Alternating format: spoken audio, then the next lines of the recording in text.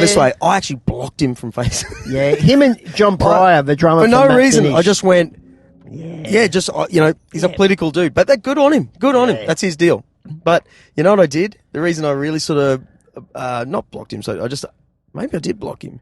I actually I remember seeing a photo of Bob Spencer. He's a guy that I remember with the look. You know, he had a shaved head, but he grew that little hair and he had those hair extensions, the Michael Jackson boots. Yeah.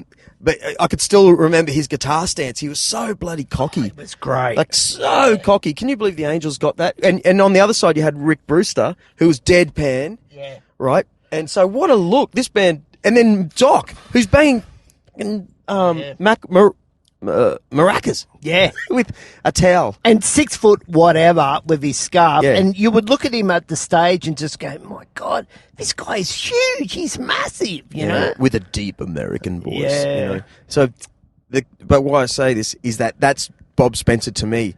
Next minute, 20 years later or what, 15, he's on Facebook and he's quite political. Good on him. A lot of guys are. And then I see a photo of him standing there, and he's just not the Bob Spencer I want him to be. So what I did? I sent him a private message. I went, "Hey Bob, really like you, mate. This is what I think." I sent him a photo of the rock. I've done this to do that, you know. Are you serious? This is the kind of style I reckon you should be rocking when, the next time I see it, man, because it's like this to me, Al. Because we're Aussies, we get a bit embarrassed, right? Well, but meanwhile, you've got Americans in LA, like Lemmy. Yeah. I'll bet if Lemmy was in Australia as a rock star, he would have dropped all that cowboy boot wearing gear. Like, I think. Like, show me another Aussie rock star that's still rocking the. Even Brian Mannix, I bet. Brian Mannix. You know what I'm saying here. I'm hearing you. I love Australia for the same reason. Don't get me wrong at all. But. I stupidly sent Bob Spencer some style tips, right, with some photos, right? These are the sunnies. These are the glasses because he wears glasses. Rock some Buddy Holly's, Bob. How'd he go? Did he get back to you? I bet he didn't. Silence. But he acknowledged me. He always acknowledged me in Facebook posts, as he probably does to a lot of people. But I found myself going, what the hell did I do? Like 2 months later, why, Drew? Just pull your head in, and then blocked him. Actually, he sent me a message going, do you play in a band with some guy called Drew Crack? He's, some fashion icon or something? I don't know, he keeps telling me what to wear. And, look at me. Hey, by the way, who am I to say it? And I wonder what I would think if someone came out of the blue and said, you are an icon to me. Yeah. I reckon you should do this. Keep the dream alive, brother. Yeah. You know the funny thing about Facebook, and I know we've talked about it privately before doing all this sort of stuff, it's like these guys that we used to look up to back in the day are on Facebook, and now we can send them messages, and either one, they'll get back to us or they won't. It's like John Pryor, the drummer from Matt Finish, and I idolised that guy when I was growing up. I used to walk in, look at his drum kit and go, oh my God. As it turns out, as the years have gone by, a mate of mine that I went to school with, that we played in numerous bands together, ended up doing, playing with John Pryor and doing all the Matt Moffat stuff once Matt had passed away. Yeah. And I spoke to Glenn a couple of weeks ago, and he goes, mate, that John Pryor is such a pain in the ass. Oh. He said, he's just on this and he's on that, and he goes, mate, he did the same thing. He goes, he blocked him from Facebook, and he's a mate of him. He's played with him, like doing the Matt Moffat part, Matt Finish. And he's just gone, oh, mate, I just can't deal with him anymore. And he said, actually, it turned me off Matt Finish. And I said, man, that's kind of heavy because we used to go to the Civic Hotel when we were like 17 in the city of Sydney. Yep. Every Monday night, it's a funny story. Every Monday night, Matt Finish had a residency, and it'd be freezing cold, the middle of winter. You go in, I think you paid $2, and the deal was that you got a free meal, and it was like this shitty beef stew on rice. Yep, sounds great. I'm starving. Me too. And it was like, and you had a couple of beers, and you just go, mate, this is so bad. It's good. And And the funny story was we went religiously. This group of friends, we all played in a cover band together. We were all at school together. And we turned up one Monday night, and I've walked in and I've gone, hang on, that's not John Pryor's kit. What's going on? And it was this Pearl kit with rototoms, and it was different amps. And I went, oh, no, what's happened? Who's this? Guess who the band was? What? In Excess. Whoa. When they were first starting out. And I've just gone... On a Monday night. On a Monday night, middle of winter. $2 beef stew. Yeah, shitty beef stew. Wow. And I just went, this is fucked. This is a mad finish. I'm going home. You didn't see it? Nah. Oh, they were shit. They were reggae and they were... Really? But you know what? You're right. They're just like finding themselves. Yeah. 6 months later, they brought out Stay Young, which was produced by Richard Clapton. And I just went, oh my God, these guys are great. And then I'd go and see them like every other band if we weren't gigging. Or what we used to do, we... Produced by Richard Clapton. Doesn't he still live in Currumbin? No. Someone told me Richard... Or was that Richard... Yeah. No, not Richard... Clayderman? No, who's... Richard, the piano player. Not... Richard Clapton's a guitar player, right? Yeah. From the UK? Yeah. No. He's Australian. Yeah, Richard well, he Clapton. lives in Currumbin. He lives in Currumbin. He used to live... He actually... Yeah. I got a plane flight with him to Perth. Really? Yep. And How long ago was that? Leslie...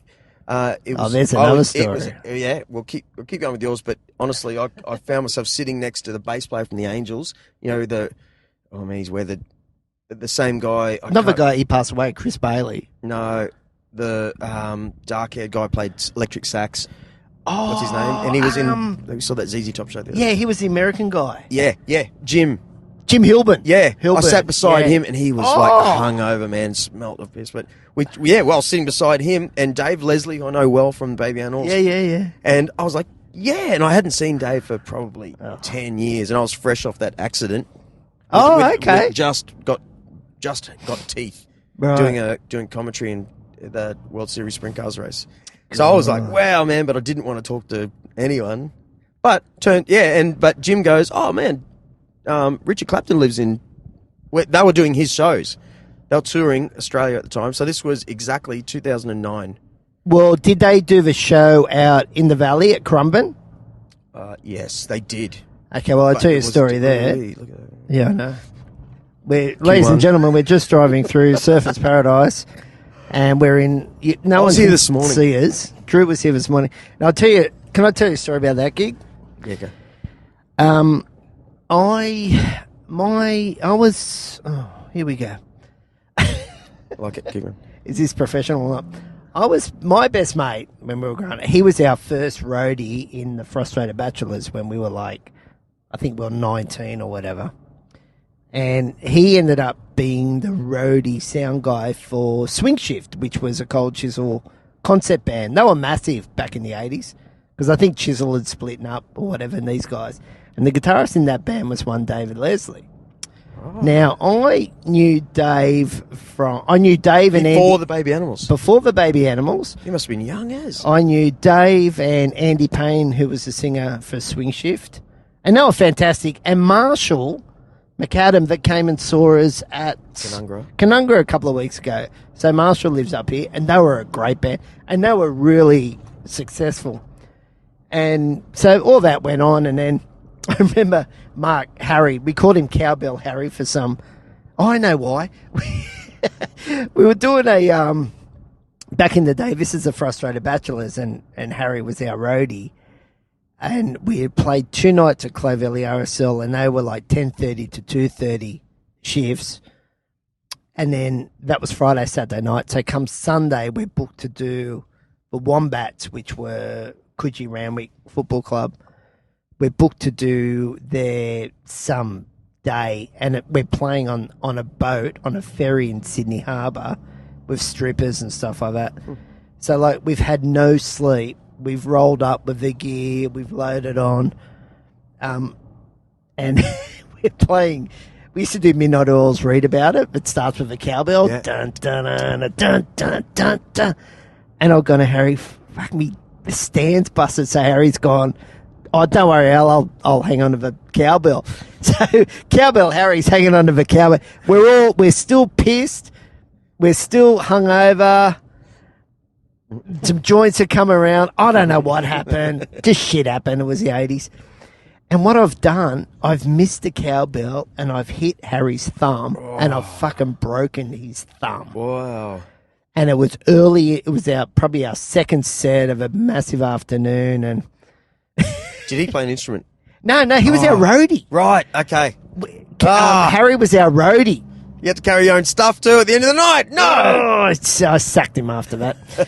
But anyway, Harry moved on to be the roadie and sound guy for Swing Shift. And then in turn, when they split and David joined the Baby Animals, and I remember Harry said to me, he said, you got to come and see Dave's new band. I've gone, yeah, whatever. So we've gone out, I don't know where we went, but he drove, so it was cool. Jeez, traffic tonight. Coming over Sundale Bridge, ladies and gentlemen. Harry's gone, come on, you got to come and see Dave's new band. He said, they're awesome. Yep. I've gone, okay, sweet. We were out Auburn RSL looking at a band called the Birds of Prey, which was the singer from a band called Street Level, who we also used to see in Sydney back in the day. And we've gone to the Mansell Room. I think it was called Springfield Centre. Used to have a Mansell Room. And the bands, the bands didn't start till like 2:30. It was a place where musos went after their gigs. It was amazing. Yeah, great place. Like, it was so much stuff going on. Did you play there? Oh, yeah. Are you serious? Brent Eccles introduced us to this. There was a time where Brent introduced us. We did a gig with the Angels at the Metro, and then we went back to Springfields, and he announced to the crowd. I didn't even acknowledge it at the time, but here's a band that I really believe in. Like, he was thinking of us as the next Paul. Cool. You know, the Paul sort of something happened to it. But is that the Greasy? No, that was Bull Rush. Chris Cleve and Grant. Man. Yeah, we played Springfields maybe 3 times. Are you serious? And then as sure as everything, it closed down soon after. Yeah. Which seemed to be the way with our band. Mate, it's a story of everyone. Play with an iconic place. Yeah, the next minute. Go. It's like, well, I've rolled in with Harry absolutely blind. I don't know. Actually, just quickly while I think of it, who was there? Guitarist for Cold Chisel was there on that night. We were blowing out with kids from Logan. What's his name? Ian Moss. Ian Moss was there. We were going, that's Ian Moss, man. We're in Sydney. Man, we've made the big time. Yeah. God, I never played there. Yep. And why is he staying up all night? Because that's what they do. They're rock and roll. And tell you what. What a place, man. But I've walked in and this band is just going off. And I hadn't seen Dave in a while. And he'd grown his hair really long. And I'm going to meet Harry. I'm going, fuck, where's Dave? He's gone, that's him right there. You stand in front of him. And that's not Dave. And I've had to walk up. I've gone, oh my God. And that was, I think, one of the earliest Baby Animals gigs. And I just went, oh my God. The best thing about that band, not only, mate, they were all fantastic. Yeah. But the rhythm section was Eddie Perez and Frank. Man. Sincerely, they were. Everything about them. Like, they were the sort of Italian sort of cats from Perth. Yeah, and not only that, I saw them at the Seals Club in a band called The Boys, which they've just recently now, so it's 2015, they've just done a run of dates. It's called The Boys Revisited back in Perth, the Charles Hotel and whatever. And see, that's Facebook again. Like, I talked to, I've forgotten his name, Frank, and just going, mate, I saw a poster recently with you guys. I said, are you guys back with the Baby Animals? He goes, mate, never, ever is that ever going to happen. Wow. I went, oh, man. How long ago? Probably last year. Right. And honestly, for me, those guys were just I was wondering why they best. Weren't in the band. Yeah. But in saying that, the drummer, they got Mick Skelton. I don't know who's playing bass. The drummer, Mick Skelton, was drumming for the Angels last night, and Lovey said he's fantastic. Yep. And he's drummed with Richard Clapton and whatever. But even still, when you go to see a reformed band, mate, I'd want to see that. Where are they gone? Mate, I saw the Boys.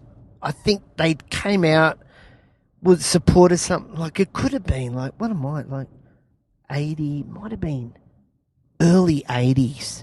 Where's Labrador AFL Club? Yeah, that's where we're going for the Could year. you Oh, really? I can't. No. I'm holding onto an empty bottle between my lap. I've got a microphone on. I think I can find it. Drew's, no one's steering the car. No, I'm not. Yes, you are. No, Everything's good here. Drew's steering the car, and it's